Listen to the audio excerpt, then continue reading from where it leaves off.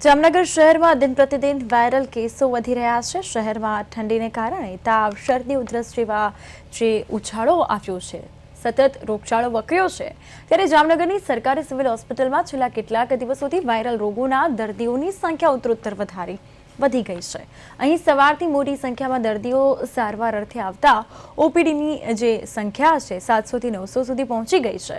શીત ઋતુ અને શિયાળો છે ત્યારે તાવ, શરદી, ઉધરસ, શ્વાસ એલર્જીના કેસો વધ્યા છે। ગામડાઓમાં પણ જે રીતે પ્રકારનો રોગચાળો વધુ વકર્યો છે, આગામી દિવસોમાં વધુ દર્દીઓ હોસ્પિટલમાં આવશે તેમ લાગી રહ્યું છે અને માનવામાં પણ આવી રહ્યું છે।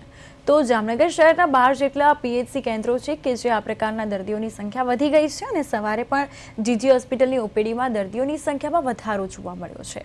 ખાસ કરીને જો વાત કરીએ તો હાલમાં ડેન્ગ્યુ, મલેરિયા જેવા પાણીજન્ય રોગચાળાના કેસો શિયાળાની સિઝન હોવાથી સામે નથી આવ્યા।